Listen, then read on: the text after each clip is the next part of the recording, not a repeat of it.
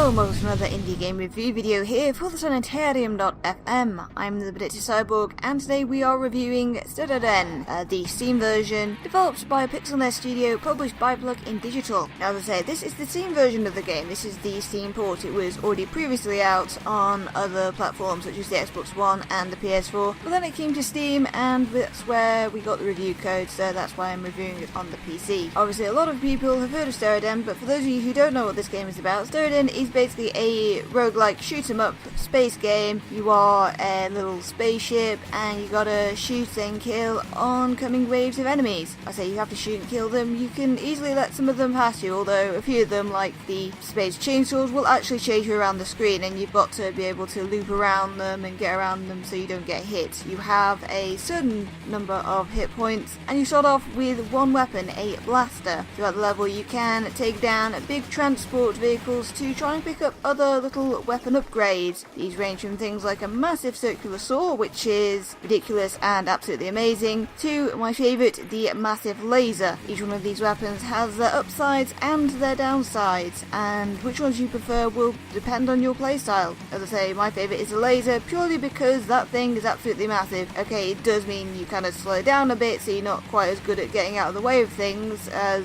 when you're not shooting it, but I can get around that.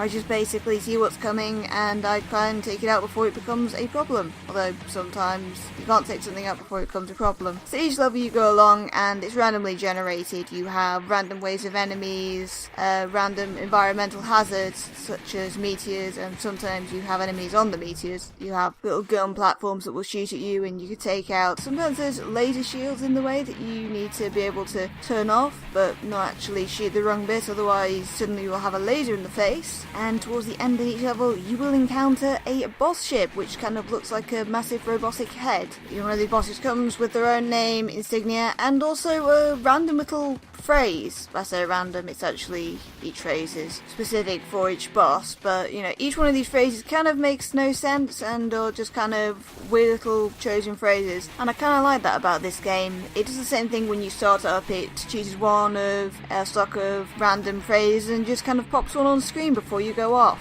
Most of this kind of game is the one where you just kind of hold down the shoot button and keep shooting. Now, some of the weapons you have, you shouldn't really do that. The plasma gun is one of those. If you just keep shooting, you'll run out of charge very fast, and then you'll be left weaponless for a while until it recharges. Most of the time, though, you can hold down that shoot button and you will just keep shooting. Some weapons, such as the shockwave, are ones you need to keep pressing the fire button to actually get firing, although you can hold down the button for the shockwave to generate one which is much bigger and will cover a much bigger area around you. But yeah, each one of these weapons has a specific way of using it, and it's not all hold down the button and shoot. And in fact, most of the time, probably you shouldn't hold down the button and keep shooting, because as I say, you can move faster if you're not shooting all the time. The laser is the one where it's most noticeable, but there are definitely other weapons where holding down and shooting all the time will vastly slow you down. And sometimes, you know, you just kind of need to stop shooting and just concentrate on avoiding enemy bullets so you don't get killed. And as I say, you have a limited amount of hit points, but if you can make it through a level and defeat the boss, then the boss will explode into a number of different upgrades. Not weapons, upgrades. Things you can choose to add to your ship, like +2 to health, or a regenerating shield that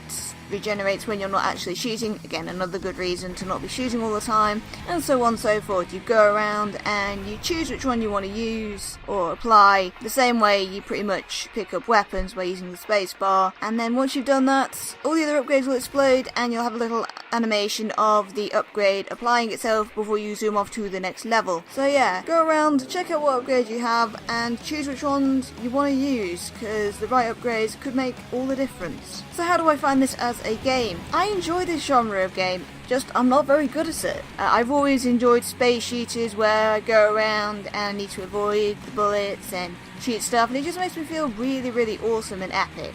I enjoy these types of games, so I'm probably going to be a little bit biased and say that I really like this game, and I do think that it is a fairly good example of this genre. Steredenn is obviously known for being a decently good game, and the Steam ports shows that off very well. It does recommend that you use a controller to do this. Unfortunately, I do not have a controller, so I couldn't test to see whether or not it was better with the controller or without, but it does seem like one of those games that would need the controller, because as I say, it does recommend it right at the beginning that this game would probably best be played with a controller. So if you have a controller, use it for this game. If you don't want to use keyboard and mouse, but if you don't have keyboard and mouse, take note of the controls. It will show you them at the beginning of the game, and there's not that many of them, so you won't really have too much to remember. You just use the arrow keys to steer, you use the X to shoot, space to pick up upgrades and weapons, and just use C to switch between the two weapon slots that you have. If there's anything I have to complain about in this game, it's sometimes a little bit hard to see what's going on, but after a while, after a bit of practicing, you kind of get into the rhythm of it and you kind of know what you're doing, so that's not so much a flaw anymore. It's just, you know, a bit of practice and you will get better at this game, quite simply, same as it is for every game. If you're into the genre game already, I definitely recommend giving this a go, especially if you never actually got to try the game on the consoles when it was released previously. If you have a PC and you want to play a good space shoot-'em-up game, hey, Steredenn is up there. £9.99 in the UK and $12.99 in the US, and I would say it is pretty much worth that. It plays very well, it's very fast, frenetic, chaotic, and of course, as I say, the levels and the pickups you get are all procedurally generated. This is a roguelike, so basically you'll probably never have the same game twice, and that gives it a lot of replayability. And so that was another indie game review video here for the Sanitarium.FM. I've been reviewing Steredenn. Remember, tune into our website www.sanitarium.fm for the radio shows and the articles. Join us in our Discord if you want to have a chat about stuff, and of course stay tuned to this YouTube channel for more news, reviews and more of the same. I'm the Predicted Cyborg, and I will see you for the next one.